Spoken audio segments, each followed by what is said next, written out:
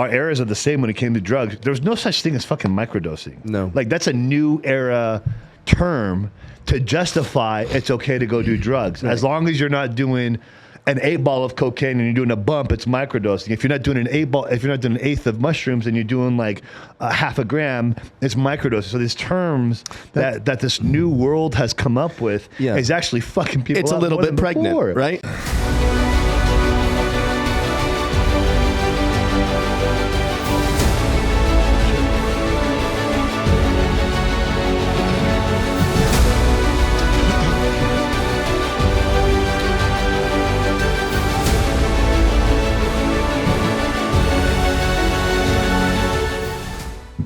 Boom, welcome back to the Impactpreneurs Podcast. I am the new guy in town, Jon Orlando. That's right, back by popular demand, people. Actually, I'm back. Yeah, he is. That was a good intro for a guest. That's pretty awesome. But that's the way it was done. You well like done. That? Yeah, job well done. Hey, you know, man. I have nothing. You got nothing. I have nothing to come back with on that one. Hey, John's in a good mood. That's all that matters. Yeah, John's smiling. Yeah, I did. You like that? We went from the pre-show conversation to like, bam, I'm on. Light goes on, I'm on. Lights, camera, action kind of deal. Camera, you know, the show must go on. That was good. Yeah. It kind of scared me for a second. Yeah. Oh, shit. We're live? When I did stand-up, which is many years ago, some of the best shows I ever had was like right before, I started by opening for my dad, you know, and sometimes we get in arguments before the show. You know, he's always like picking on my material or whatever, you know, don't say this, you're too irreverent, whatever, you know, be a nicer guy on stage, whatever.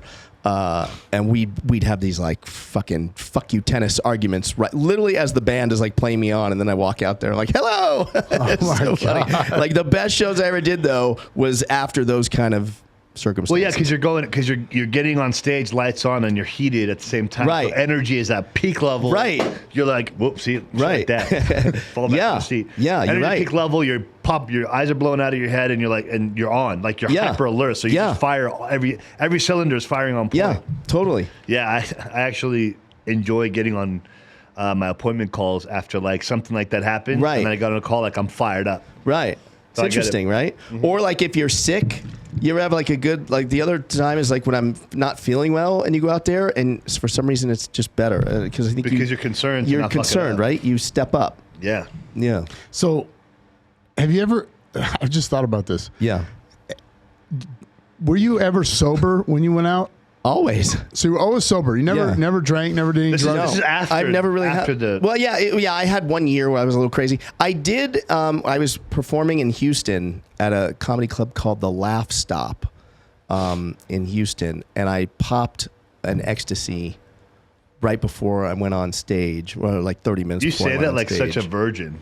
Yeah. I popped. Yeah. Right. Ecstasy. Yeah. Like, fuck. So yeah, I popped a pill and.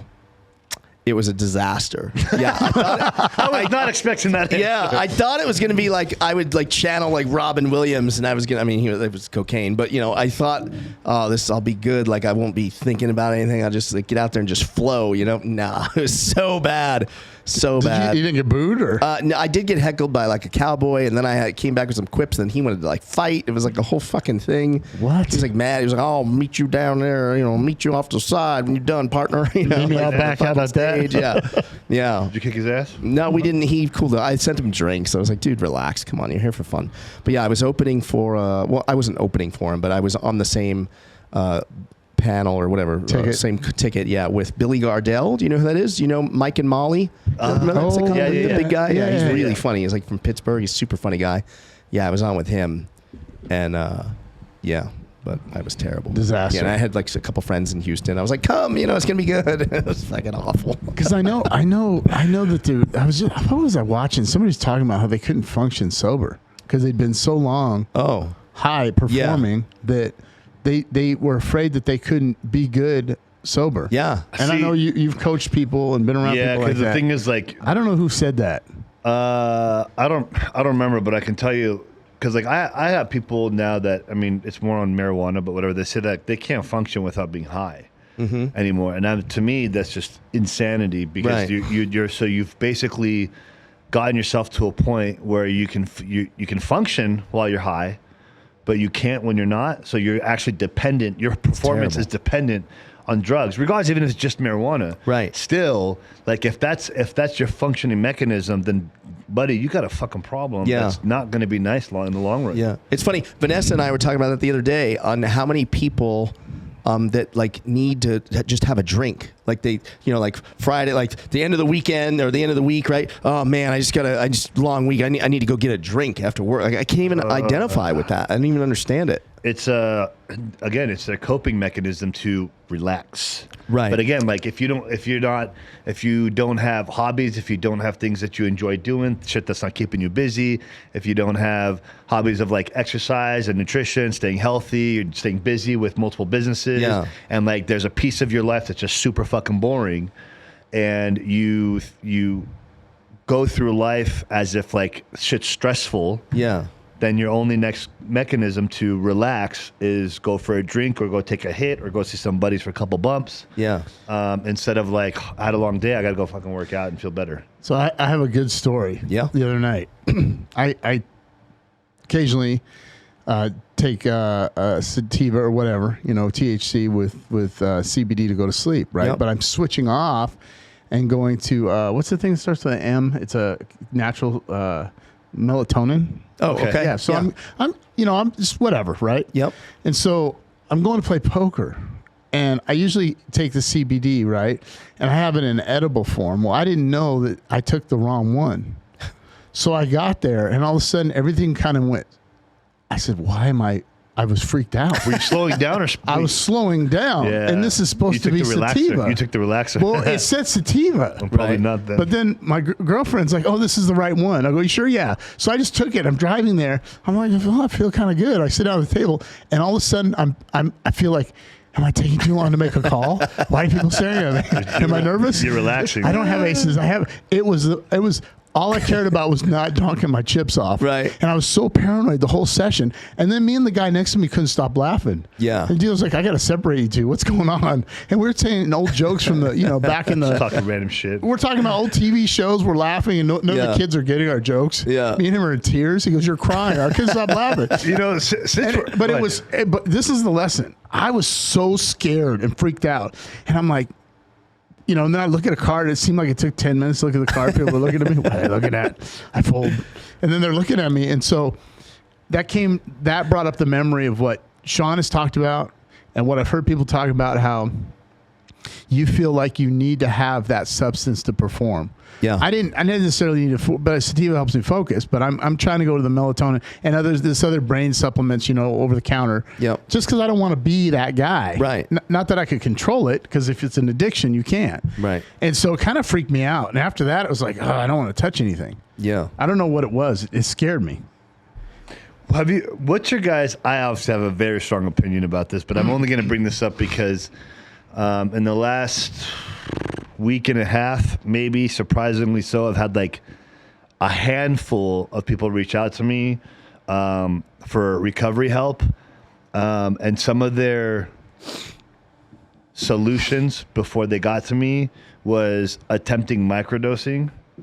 And like a microdosing of what? Microdosing, like whether it's mushrooms, whatever it is, or right? LSD, or weed with whatever it is, like on any kind of drug, just on a minimal level. So here's the thing.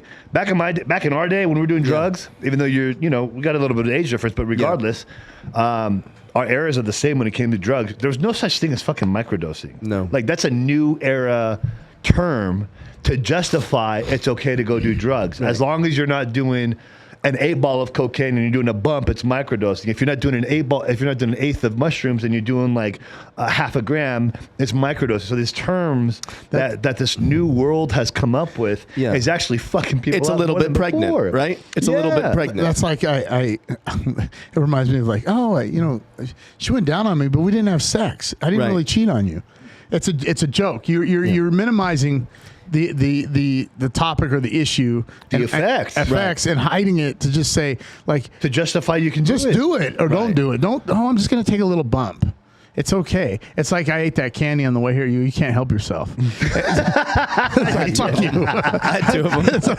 He's like, you just can't fucking help yourself. I'm like, you can't even help yourself. I took a mint candy on the way in here. He's like, you just can't fucking help yourself. Microdosing. Yeah. And I said, I'm microdosing. It's just but that sugar affects you. And if I eat another one later, I microdose. Well, the thing is, and if any of the people that I've spoken to in the last week about this topic, I'm not talking shit on you, so please don't take it that way. But this is just a serious thing to have a conversation about, because I don't understand. First of all, where did this whole microdosing idea even start, and why? Yeah. Second of all, in what world does it justify trying to get away from problems? Because if anything, all you're doing is amplifying your issues. Right. You know, it's like Jordan Peterson says, conflict avoided is conflict multiplied. So you're going to avoid issues. You think that by microdosing or doing certain things is going to solve. Are they coming off or going on? No, so they came to me afterwards. They thought that if they would microdose, it might help them with certain issues, whether it's from the past or whether it's current addictions. Like if you're an alcoholic, Okay, so so you're going to microdose to get away from alcohol, or if you're a drug addict, you're going to microdose on other things to get away from those. So they weren't doing it before. They just started to do it as an outlet. Correct. So that's a gateway in itself. Correct, because they're stepping using in. that to get away from their past. They think that it's going to unveil and open up past traumas and have a better understanding of themselves. That's the worst thing you can do is put yourself in a situation where you're weak. Right? Yeah. Like you go in a strip club and you say you can't look. You're addicted to strippers, and I'm just gonna go in, but I'm not gonna look. Right. You're gonna step over the line, and then they're gonna do more because your body's gonna get used to that amount. Yeah. The euphoria, right? And then you're going to take more, and then you're going to do more. Next thing you know, you're going to be on the street calling Sean. I don't know what happened. Sean's like, dude, I told you, stay away from it. Because every time your resistance and your tolerance goes up, you're going to take a little bit more, and you're still going to call it microdosing, but because your resistance is higher. Well, then the next time it's up, I'm still microdosing, but now you're at a fucking 8-ball, and you're still microdosing. And the thing is, it's the why. Why did you start it? Right, you know this. Why did the person start it? Why were you escaping from? Because they were told that microdosing helps them understand their past issues or current issues that are taking place, and it's the fucking wildest thing to me. And before I didn't think much of it. I was just like, whatever.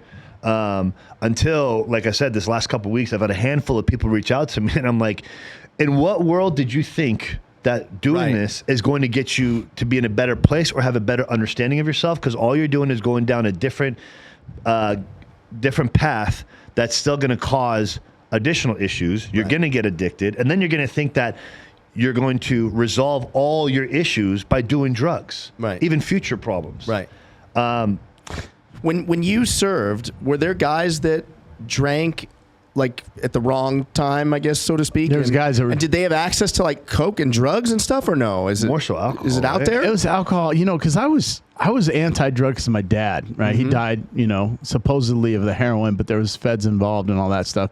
But I saw my grandmother have the alcoholism. My dad that I didn't really died, and so I was afraid to do anything. I was afraid. I was, I'm going to say square, but I was like, I didn't even want to drink. I didn't do weed. I didn't do shit. That's how I was, because it kind of, I don't want to say ruined my dad's life, but my dad had definitely a 12 to 18 month period where he kind of fell off the wagon or fell off the deep end.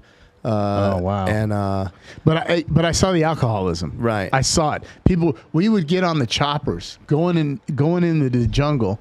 People were drunk. Really? Yeah. Just to cope. And now that looking back, there's the pain pills. Okay. Yeah, that was a big one. It was because they had those for you because those were needed. We had morphine. Cases. We had pain pill. We had everything. Everything was accessible. Right. The combat medics that we had basically. We almost would, it'd be like going into the police station, into the evidence room, and just signing off, taking what you want. All you had to do is just say, I've got pain, right? And and they say, here, all the SFs, let them go. We have a free pass at anything we want. SF? Special Forces. Oh, Special Forces. Sorry. Let them go. Do your thing. Right. Whatever. Hey, we're going to talk over it. Just take what you need. Right. And me, I'm like, oh, cool, more ammo. These guys are like taking more pills. ammo. Here, man, you want some? And you got to go to combat with these guys. Right. Yeah, that's a scary But thought. the only thing that I would do, I would say this, that I drank when I'd get back. We go to the red light district in Frankfurt, or we go somewhere on a little 3-day R&R, and we party like rock stars. And so, but I didn't have alcohol in my rooms. I didn't drink on the regular. It'd be once in a blue moon. But the last time I did that, we went down to Frankfurt, right downtown, the place called the Marble Palace, and this is when it was 2 Deutschmarks to $1. Huh. So $30, you had the best looking woman ever, right? And I was drinking, and the pagers went off. I said pagers. Yeah. And we went on alert, and we're all 3 sheets to the wind. Oh my God. And then within an hour and 20 minutes, we're on a C-130, locked and loaded, and we're all drunk. Fuck. Now, that's crazy. If you weren't drunk, would you be? Were you like? Did you guys have like fear at any point, or no? Like, there's no time for that with that, right? No, like, it's just, You kind of like automatically sober up. Yeah, and you compartmentalize stuff, right? Like, it's a fight or flight syndrome. But here's the thing, but most people can't do that, because that requires like a whole different level of self-awareness to be able to shut it off. Because I've been in a situation where, oh man, I was on a 1/4 ounce of mushrooms. I just smoked an ounce of weed with one other person within, a 20-minute sitting, 30-minute sitting, and we had done a few lines of cocaine. So like I'm. It's so crazy. I can't even picture you like fucked. That, because I only know this version.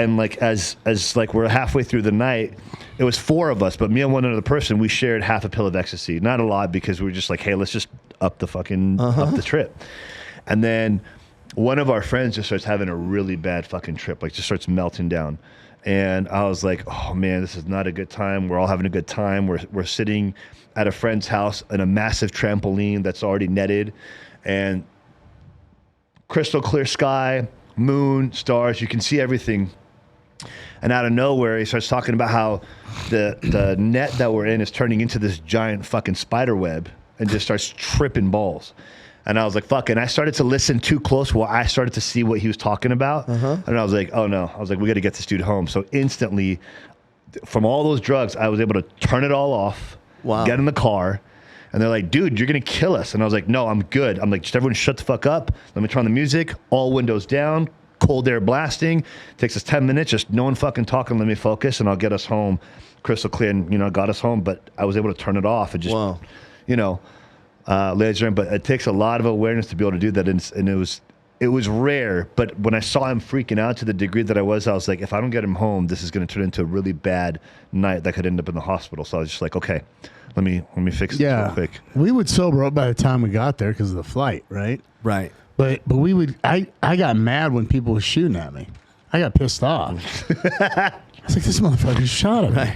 Right. And then I think everybody kind of leveled up to that level. Like you play a video game, you kind of start out and you're scared and hiding and you're camping. And then you get to the point where you're like invincible. Right. We all thought we were invincible. And I saw guys get shot. He's like, fucking shot, this motherfucker. And then we weren't afraid. Wow. We were that passionate. But to answer your question, these guys were popping pills in gunfights like candy, numbing the pain. And then I understand it was a mental thing because it wasn't so much the body. They had to escape. But then after it was over, I'd have... Oh, the come down, the withdrawal is like... I'd have insomnia. I'd have PTSD and didn't know what it was. I was jumpy, edgy. I just couldn't... I'd sit in a corner and I was looking over my back.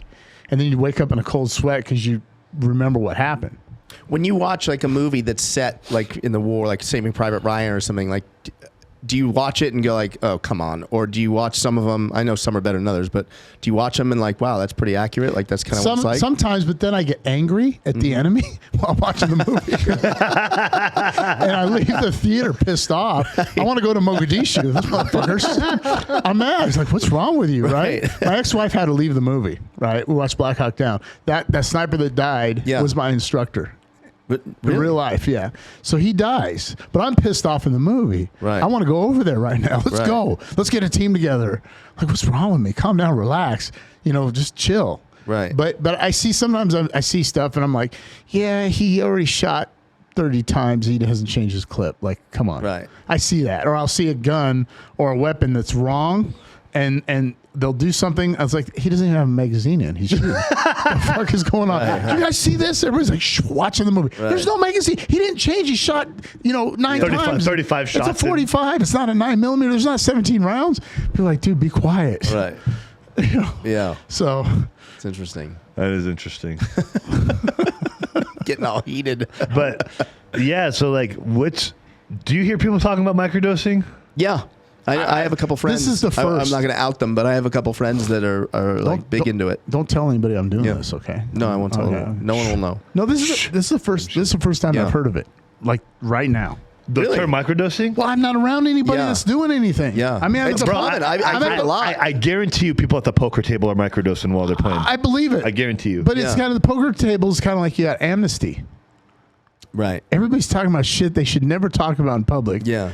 Or in front of strangers, and it's they so talk much about fun, it. isn't it? You don't play, huh? Never. I used to a lot. Oh. And I would, but the thing is, like playing poker at the time where everyone's really playing, I'm asleep and then getting ready to wake up when you guys are finishing your game. And he's got an addictive personality because he. No, not on gambling. I don't. That's like because I don't get. So like. I am addicted to numbers. Don't get me wrong, because like math is my all-time favorite. He's a math player. That's so weird. He's a math player. I mean, it's the worst fucking subject. I hated math. I hated math. That was every single grade all the way through college. 110% really? plus every single time, and I didn't study. Dude, I can't even do my. I can't never even study. I'm out. I can't even do my times tables now. I'm out. It was one of those things where people told me like you need to become a professional card player because you'll be able to count numbers. Wow. Well, that would be blackjack then, right? Yeah. For him. I became a tutor and all that stuff, but like it was the old because like numbers and strategy with mathematics stimulated my mind, that euphoria feeling from numbers. So, but as far as like the concept of gambling was never addicted to me because it was just like, hey, let me go have a good time. I win, I lose, like no fucking big deal. Fuck. I'm gonna call him Rain Man. Yeah, right. 364,000. Yeah, right. I need my cheesy puffs. Such a good movie. No, that really is that. I struggled so hard with math. To this day, if you ask me a multiplication question, I want to be able to like. I'm terrible, but I can do roulette payoffs. Like what it's so crazy, right? I love roulette. I sucked at math, but I can tell you what you're going to get paid out at roulette or craps all day long, no problem. Wow, now isn't the worst? Isn't baccarat like the worst? That you said gambling, okay? So like for a casino edge. Well, hold on, yeah. So like no, poker, that's the worst. Poker, you're playing the players. You are gambling to an extent, but it's more. There is more skill, right? So you have an opportunity, and you're not playing against the house. But the house games, what's the worst? Roulette. Roulette's the worst. Roulette. So can't you just bet like red or black? You got a 50-50 shot. Well, there's green. There's 2 zeros. If it lands on a green, so it's not quite 50. So you want to know crazy? You want something crazy? So out of the entirety of whatever amount of time, random times I've played, I've gambled. Period. I've bet green 10 times total, and I've won 8 out of 10 times. That's incredible. So what's up with Vegas Dave? Is he legit? Oh man, come on, we're bringing it up. No, I don't think he is. Didn't he win the Royals thing? You know who Vegas Dave is? Yeah, but I've always questioned it. But you never know how many. Not the other dude with the sunglasses. No, we always talking shit. Like, how many other teams did he bet on? I'm Mike this and that. Right? Not that guy. I'm talking about Vegas Dave. Yeah. So how many other teams did he bet on that year to win the World Series?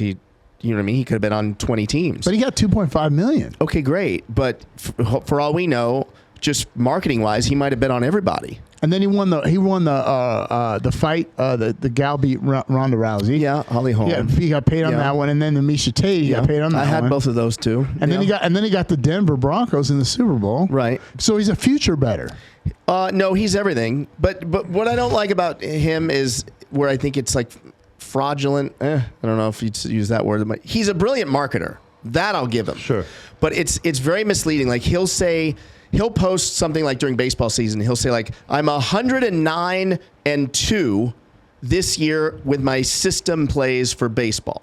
So if he says he's 109-2, that means to all of us, okay, so you bet on 111 games, you got 109 of them right, and you got 2 wrong, right? Okay. That's not the case. Where he sets himself free is his system plays. So his system will be like Monday, bet the Yankees. If they lose, Tuesday, bet the Yankees, but double the bet. If they lose, Wednesday, bet the Yankees and quadruple the bet. And then they win on Wednesday. He's 1-0 in his system plays. That's kind of misleading. Right? Because if you shot the wad on Monday because you're paying him for picks, you might not even make it to Wednesday, right? Now, that would also be your fault because he does preach bankroll management, and he does say, pick a unit, figure out what your bankroll is, and bet one unit is basically 1% of your bankroll. So he'll say, bet one unit, but people can't help themselves, and they pay for the picks. So they're like, well, fuck it. If it's either it's going to win. So or it's how not. did you discover that about it? How did you discover that he just bet once, double Because down, doesn't work, I and have go quadruple, multiple friends that paid him for picks, and they all lost? and they all lost. Who's that other dude? That's in Wait, Vegas? hold. He wins. I mean, of course, there's days he wins. Sure, But it's very misleading when he says now he's if he wins for them, how much of it does he keep? nothing. You just pay him for the picks. So he'll do different packages. You can buy today's baseball package for $100, and I'm going to give you 8 games to bet on. Or you could buy the whole baseball season at the beginning of the year for $1,500. Or you could buy just what he calls whale plays, which are, these are Giant numbers. giant number plays. Go, bet a lot more. 5-6 figure numbers. Right, so he's got these different packages. He's a marketing genius. There's no doubt about that. What But about Steve Stevens?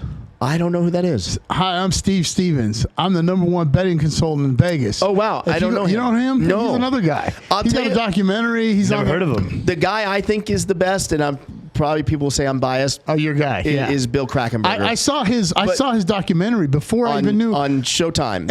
He was on Action. When I saw him on your podcast, Yeah. is it Sports Junkeez or Action Junkeez? So no, neither. That one's Wisecracks. Wisecracks? That's his show. I'm just a co-host. Oh, so you guys, if you're watching this, go check out that podcast, Wisecracks. Yeah, and Bill's great because Bill is very transparent. Bill will tell you, he picks 59%, 60%, which It's good. is Extremely unbelievable. I think good. he says you could be profitable. I'm going to screw this up. Sorry, Bill. 52.9%.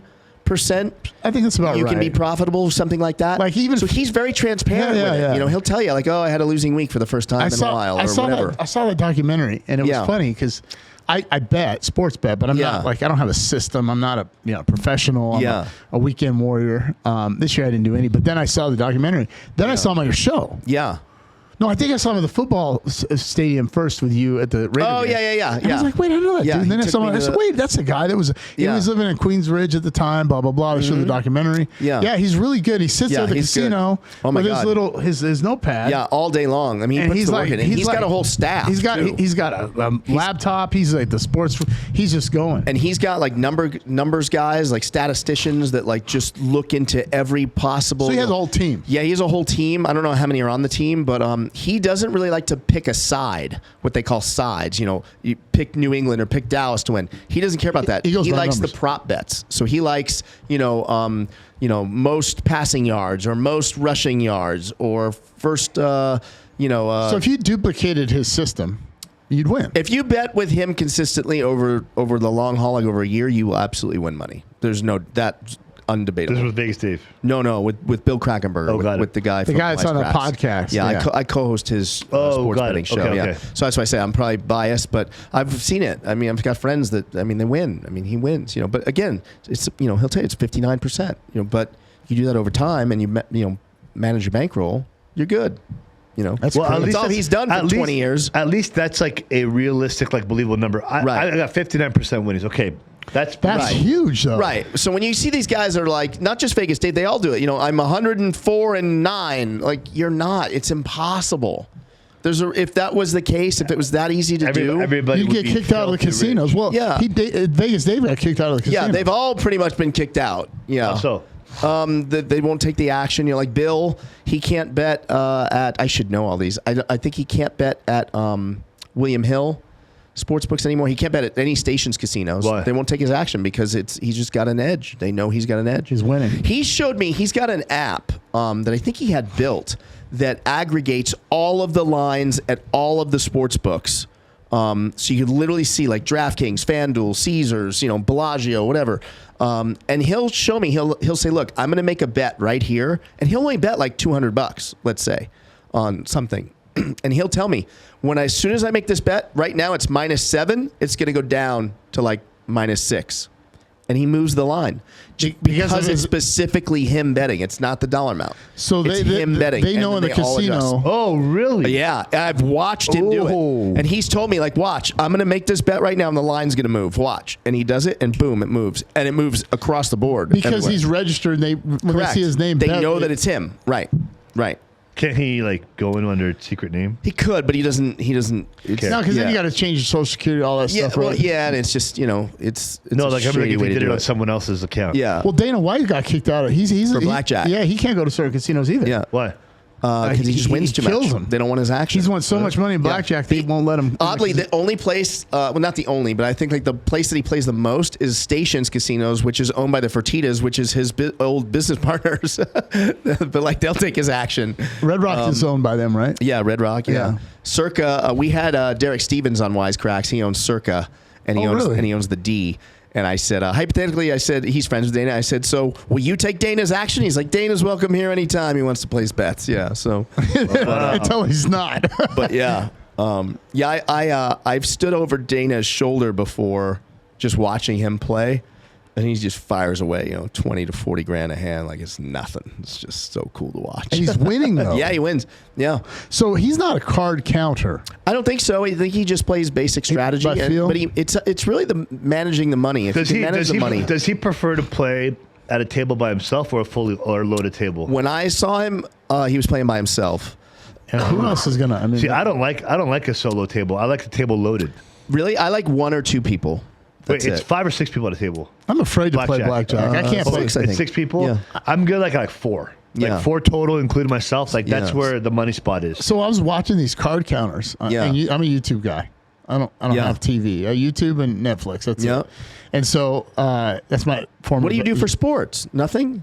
Well, don't care. That's the thing. I don't have cable. And then what happened when sports came on, I tried to get all these apps and none of them worked. Right. And it's on your phone, but it won't work at TV. They say It's Michigan. Sling. It's Michigan. Yeah, and I tried that. heard Sling and then you can Michigan watch got, all I want to watch is Michigan and Seahawks. I don't want to watch anybody else, right? And then the Michigan game's on, and then halfway through the second quarter, it timed out for your demo. And I'm freaking out because it's the Big Ten, championship. And that's my team. But I got to go to a sports book, and you'd be amazed. I don't really like going to casinos other than to go play poker. I valet, got my backpack. Hey, they call me Seattle.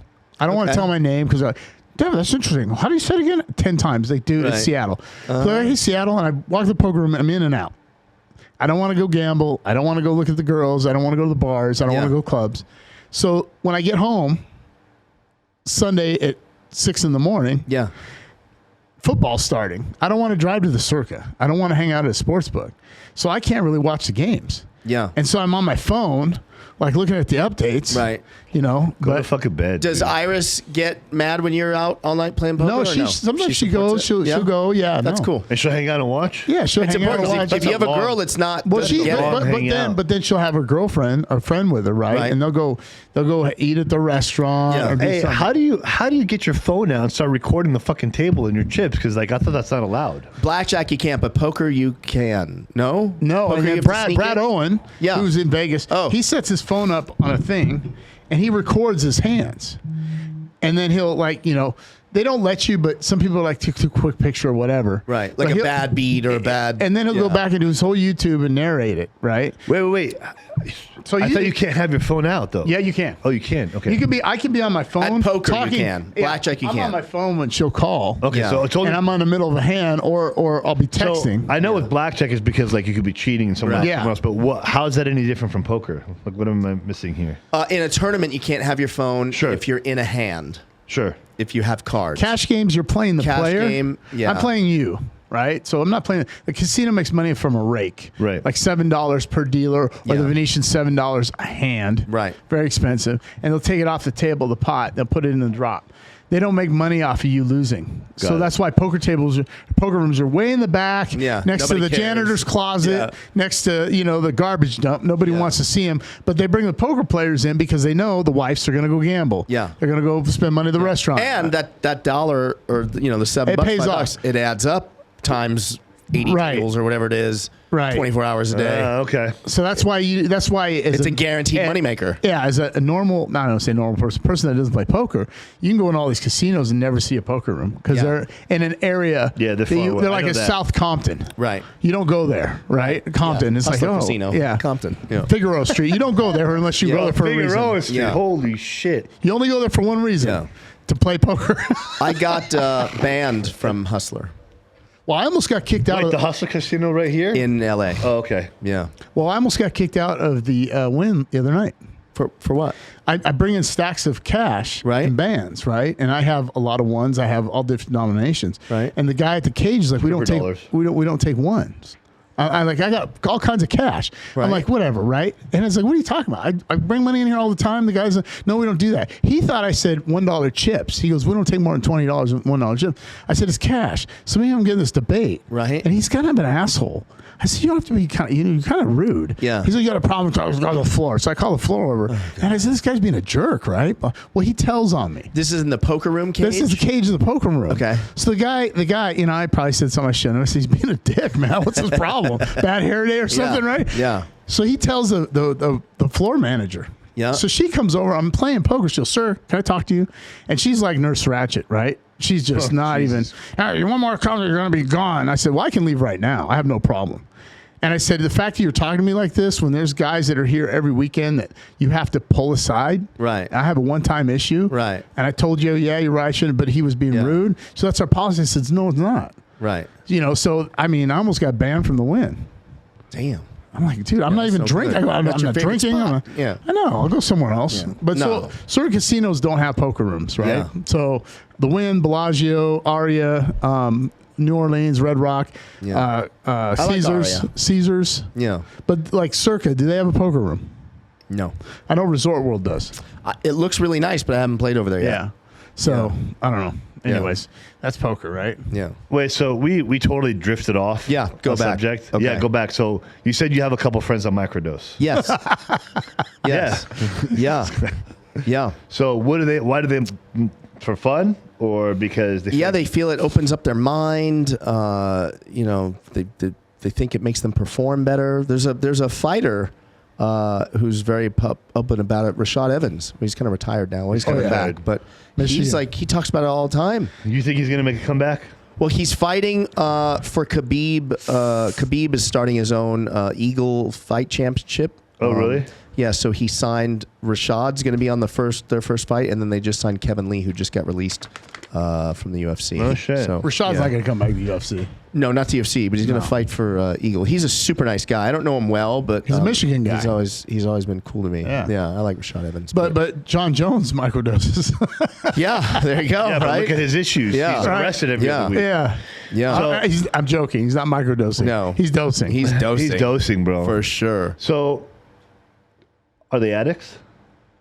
I wouldn't. The three that come to mind, no. Have they made it? Have they already made it in life? Oh, no. No. So, to what? Two of them are girls. Oh, okay. So to what capacity? So have they? They haven't made it. No. Are they? I mean, they do well. I mean, they're OnlyFans kind of successful. Stuff? No, but they work in nightlife. Okay. Oh, so they microdose when they go perform. No. I don't mean perform like that. I mean, like they work at like cocktailing at a club. Okay. But no, like they go on like these retreats or something, and they do it. Like they go. Like they go somewhere. Isn't that like what Joe Rogan was doing? Yeah. But Joe Rogan would do that. I'll get into it. There's a reason why I'm asking if they've made it or not, and I'll get into that. I do have one friend that has absolutely made it, and he's sort of retired, even though he's younger than me.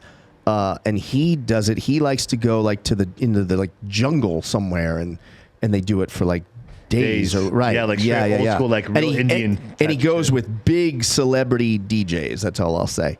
They got all spiritual and I'll crazy. tell you off. Like they start praying to the spirits. Yeah. No, I get that. Yeah, and he goes and he does that stuff.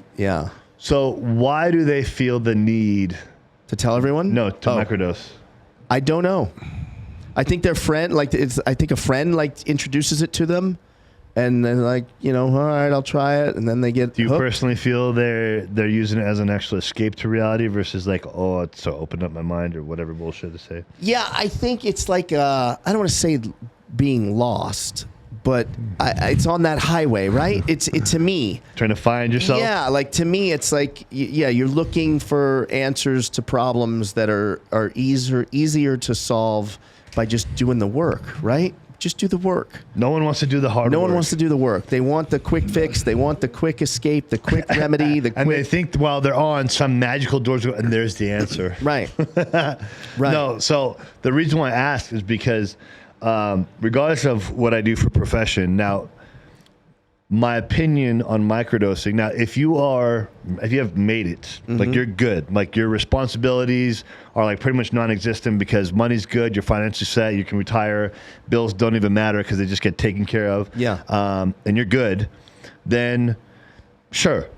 I'll almost have nothing to say against it unless you're actually having a real problem and it's turning into an actual addiction. Because if you've made it and you're microdosing for these purposes of new gates, new pathways, new self founding, okay, maybe. Because now you can go and literally, like, you can go without having to come back to reality with worries of job, bills, money, family, relationship. Because like when you're still trying to get things grounded and have a foundation established, like how are you going to come back to that world and think that microdosing is going to find that answer for you and you're going to do it forever? Right. It's a crutch, right? Yeah. Well, like where Joe Rogan does it, just made it. He just fucking, right. I mean, it doesn't matter. The guy was doing $20 million a year before signing with Spotify. 100%. Now he gets what did he get? $100 million deal with Spotify for 5 years. The guy can go do fucking shit, bro. Go drop 30 tabs of acid. Right. And have time of your life. Open up a whole new fucking dimension. Right. So that's why I was asking, because like it's more people are bringing it to my attention for more help more than ever, and I just don't understand how this thing even started.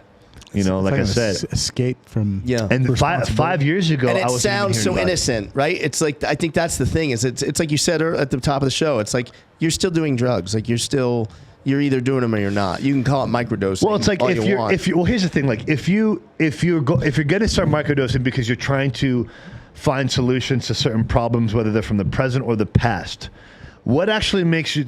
In what reality is narcotics and hallucinogens going to bring a solution by doing another by having another problem? Right. It's a mask, right? It's just it's a Band-Aid. It's not. And then it ends up multiplying because now you got that problem, the original problem, and now you got the fucking drug problem. Right. And then it ends up putting you in a cycle where you just turn into a fucking full-blown drug addict with other issues. Being in an altered state can't possibly be the answer to the problem. No, right? And again, like I said, 5 years ago, microdosing wasn't even a thing. Maybe like super low key. Right. If it was, I hadn't heard of it yet. But like really, the last 12 to 24 months. Right. I'm hearing people about. I'm hearing people about microdosing with shrooms. Yeah. To go work out. Seems crazy. I've heard that there's people at our gym. We're not gonna drop the name. No. The other gym that do that. Yeah, I heard sativa, but I've never done that. Bro, mushroom.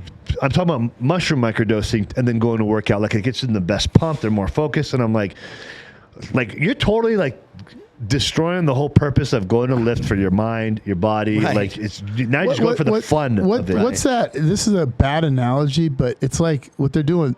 Calling people pedophiles, they're changing it to minor attracted. Yes, so crazy persons to minimize. So crazy to minimize. A professor came up to minimize the bad minor attracted. How do you, bro? What's going on in the world? These people, that's a bad analogy. That's someone that's been microdosing, right? Yeah. Like, literally. Like that's how you came up with that. No. I got it. I figured this out in the jungle. Again, I'm not making fun of the people microdosing. Yeah. But these other individuals got some serious issues. Fucking crazy. It's a way to make them feel better about their challenge, so they don't feel so bad. I don't give a fuck about those people. What they're doing. Yeah. The other people. Know. The thing is, like, I'm not talking shit or making fun of people that microdose. I actually feel sorry. I'm not either.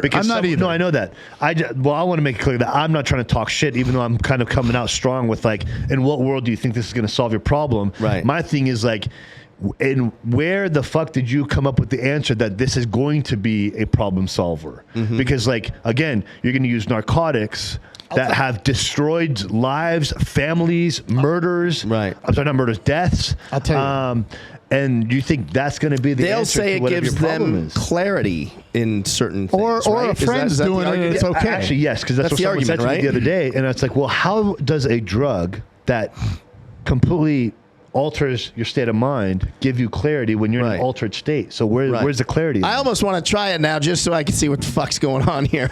John's like, go ahead. Watch it. 3 weeks later, I come in, I'm like, dude, listen to me. It's unbelievable. No, come on the show. I really think it's the association of the individual, and they're seeing some type of result.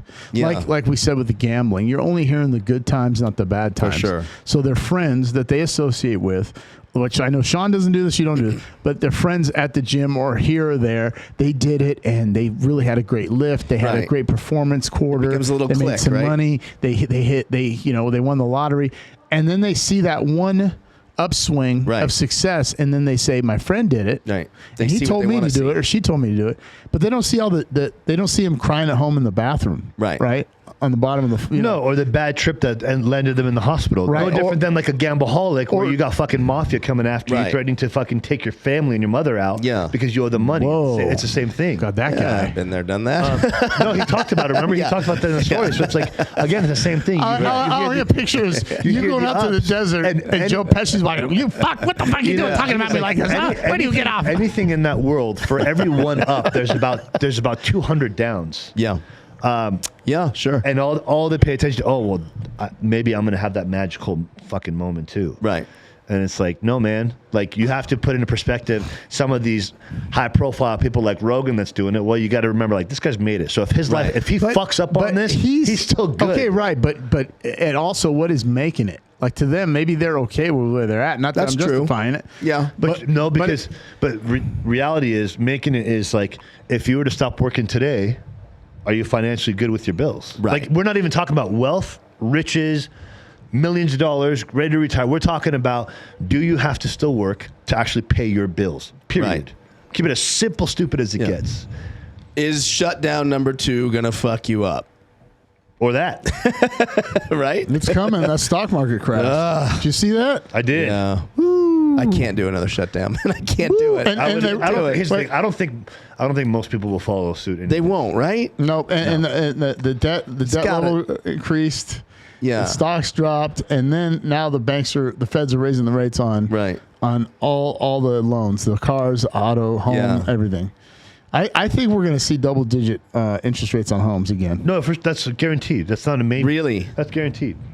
Wow. That's for sure going to happen. Here's the thing. Here's the thing. And I'm going to say that I will not, if any of my real estate friends see this, I will not debate you with this, so don't even bother fucking trying. When the interest rates go to double digits, the demand in the housing market is going to significantly drop because people aren't going to be able to afford 10, 15, 20% mortgages. No. And then what's going to happen is the cost of the real estate market is going to significantly drop. And I've been saying that's going to happen. I thought it was going to happen before the end of the year. And that's when you're going on a buying spree. But then you can't. But the only person that's going to have an advantage is going to be a person that has 75, 80% down or a cash buyer, because the interest rate really doesn't affect them too much then. Right. But a normal 5% down guy, they're not going to be able to buy. No, well, here's what's they can't buy now, though. Well, no. Here's what's going to happen. They can't get in because there's so many cash buyers coming from LA. They can't even. That's why I had to do a new house. But here's how it happens. Interest rates skyrocket. Demand for housing market starts to drop. No one can buy houses because the interest rates are too high. Well, as time goes by and the demand for homes stays low for a long time, then the banks have no choice but to start bringing the interest rates back down, because now no one's buying houses. No one's getting a mortgage. So now everyone's fucked. So eventually it levels out. And while it's still, real estate market is at a low, the interest rates are at a low, and you have a certain window that as soon as that interest rate hits a low number, go in and buy whatever the fuck you can. So are you suggesting me and John sell? Yeah, math guy. Should we sell then? I'm not a financial advisor anymore. John, what do you do? But I would. Like, I'll tell you right now, I've had a few people tell me, like, their houses they've tripled, quadrupled their costs. And I'm like, listen, as soon as it hits, right before it gets to double digits, sell. I mean, even if you don't now, just sell as soon as it does. Make your fucking money. What do you think, John? I don't know. The interest rate already went up a little bit, just a little bit. But, I mean, because if we sold right now, then we hang out, we get a short-term lease or 1-year lease somewhere. And then when it drops, we go back in and get that house with a fountain in the middle of the and here's the thing, elevator. And here's the thing: the money you make from selling it, you go invest it, go make a whole lot more money, and then you come back and you can buy 2 or 3 houses. Right. 200 grand in Shiba Inu. Right. It goes to the penny. Right. Woo-hoo. Yeah. Right. So no, you got a good point. Yeah. Now me and John would be like, fucking this weekend. Fuck the pool. Irish. Everyone was saying, Sean, you're wrong. You're wrong. You know, Sean, no. You know what? You're not in real estate. I know I'm not in real estate, but I understand how calculation works. You're not biased. Did you and Amy Weber talk about any real estate type of stuff when you were on the show or no? Almost the majority of the time we talked about like our past life and our fathers and stuff like that. Got it. Yeah. Yeah, but again, it's a numbers game. It's how the whole world of numbers work. Yeah. You know, and that's that big real estate boom wave. Right. I mean, it's always bound to come around, whether it's 10, 15, whatever many years it takes. Well, the other thing is being ready to like, listen, commercial real estate is like a really fucking good time to buy. Yeah. You know, the cost per square foot. You know, where like, for example, in some places it's like $200 to $220, $230 a square foot or more. You can find a lot of commercial real estate in good locations at $150 to $170 a fucking square foot. And if you have the dough for it, man, grab that, hold it for 3, 4, 5 years, and guess what? You're going to sell it for almost double that. Maybe I should sell my house and the person I sell it to rents it out to me. I have a buddy that wants to do that exact scenario right now. He's lived in Summerlin for like 20 years, so think he's going to make bank on his house, and it's a really nice house, like insane pool, insane backyard, everything. And he wants to find a buyer, but he wants to rent it from the buyer. Oh. He wants to rent it right back. He just wants to cash out and then rent it. He wants to be in the same house. Yeah. Sure. Yeah. Yeah. I might have to do that. Yeah. That might be a good play. No, it's actually a great play. Yeah. That because get your money. Well, because I chose to not buy a house yet because I think I'm going to buy one in Dallas. That's a plan by the end of the first quarter of next year. Is the house that I'm currently renting? The landlord passed away. And while I'm in it. Okay. And then the children, who are all adults, they inherited it. That's the son was like, I want to sell the house. So my broker calls me and he's like, hey, you got to bounce. They want to sell the house. And I was like, really, man? I was like, I got probably like $10,000 I'd have to pay a mover, and I don't want to waste that money. And I'm fucking in a great spot. I was like, do I really got to bounce? Yeah, you are. You're in a good location. I'm in a great spot. And I was like, I'm in a central location where, like, even if I got a good deal on a house, I wouldn't move into it and buy it because my location is dead centralized with everything I need access to. And so I was like, so for like about a month, I was like pondering, like, what do I do? Do I want to stay? Do I go figure this out? Maybe I want to buy, maybe I'll just buy it because I know I was going to make money on it anyways. And then I called him and I'm like, hey, listen, I was like, what are the chances that that you find a buyer for the son and then rent it back to me? Right. He's like, let me get back to you. So that's a good selling offer, right? Because to say to someone, hey, if you buy the house, it's already got a tenant. Exactly. So what happened was he's like, Sean, he called me and said, Sean, I have one person in mind that is an investor in real estate for rental property. He's like, let me call him up and see what happens. Calls him up, tells him, he's like, hey, listen, here's the story. Here's what happened. I already have a tenant in there and he wants to stay. Do you maybe want to buy this and you don't even have to look for it? It's already rented out. And we'll just create new contracts because it'll be under new ownership. The guy says, well, I need to see it. And the window was closing. And basically the broker flew out his client, had him come see my house for the day, leaves, they make a deal, and calls me like 24 hours later after he saw it. He's like, Sean, he's buying the house. We're just going to have to send you we do have to up the lease. And I'm like, whatever, dude. Yeah, of course. I don't have to waste money on moving. And he's like, it's done deal. I was like, sweet, great. Perfect. And he's like, to be honest with you, this is maybe the second time I've ever done this. And this he's an older gentleman. He's like late 40s or 50s. Yeah. So he's been in real estate for like 20, 30 years. He's like, that's only twice I've ever done that where I've been able to move from a seller to a buyer and keep a tenant in there. And like we talked about last week, that's playing offense. That's playing offense. That's playing offense. Yeah. I played offense for me. Yeah. He played offense for his client. Yep. And he played offense for his buyer. And everybody won. And he fucking made triple the money. Right. Yeah. Made money from the buyer. Now my mind's the seller. going. I'm like, well, think about it. maybe I should sell this think about it. motherfucker. He made money from the buyer, the seller, and the renter because he gets a commission off of having a renter paying every month. Right. So you three times triple as much. win, bro, in one fucking deal. Wow.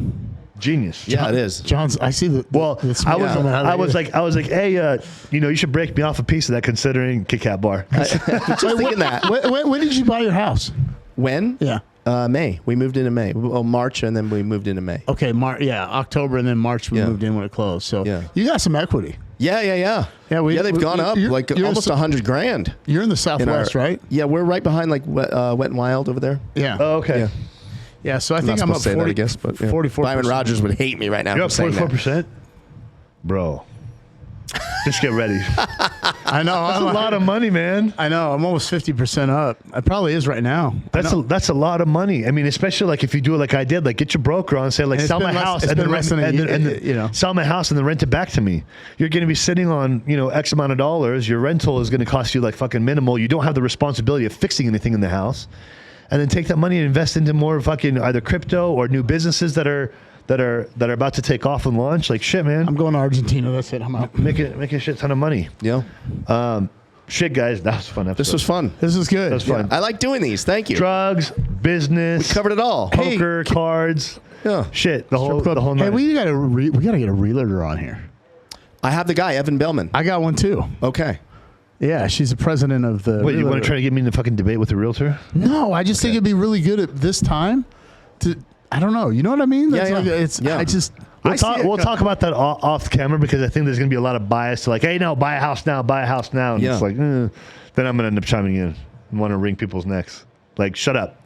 There's always been a battle in the world of financial advisors versus realtors. There has been the most monster fucking debate because to buy now or wait. realtors say buy a house, invest your money, don't waste money on rent. Financial advisors are like, no, don't buy a house, rent a house. You have less expenses, less to worry about, and you can actually take that money, like whether it's 10%, 5%, whatever you're going to put down, invest in. You're going to make more money before the stupid house pays you off. Right. Unless you're in a position to actually buy a house, you're better off renting because guess what? Between like AC unit, water heater, damages, all that shit, rental insurance, all that shit adds up so heavily that it's like it can eat you alive. Can you afford it when something goes wrong and you're gonna fork out $5,000, $10,000, $20,000 out of pocket? I had a client; she had to stop being a client because she owned 2 houses. Didn't calculate if something went wrong, and guess what? At the same time, within a week, both AC units went out, and she's out $35,000. Like, I got to stop coaching. Boom. And I was like, holy shit. Yeah, that's brutal. See, we got a new though, so we're under warranty for a year. After the year, I thought it was more. Okay. Oh, the equipment, yes. Yeah. Like house is a year, right? but anyway, we got to wrap it up. Yeah, we got to wrap it up. That was a fucking blast. Yeah, it's good stuff. Obviously, we got the holidays this week, so we will not be recording. Hit the notification indicator on this. Hope you all have a wonderful holiday. It is Christmas. Red and green. Come on. You guys suck. Damn. You guys are always missing everything. I screw up Fridays. I screw it all up. Red Fridays and everything. But have a safe holiday. Hope you enjoy time with your families. If you don't get to see them, make sure you call them. Tell them you love them. I know a lot of people are in unfortunate positions where you don't even get to see your family because certain places are still kind of somewhat on lockdown. And other than that, I hope you guys have a safe holiday weekend. And if you found value in this, again, please pay the fee, share it, tell your friends, tell your family, tell us to fuck off if you don't like us. Subscribe. And follow Action Junkeez too. Yeah, dude, it's something to do. Yeah, follow the magician Jon Orlando. John's got like 18 podcasts. I know, it's crazy, Jesus right? Christ. Yeah. All right, guys. Have a great night. Thank you. Yep.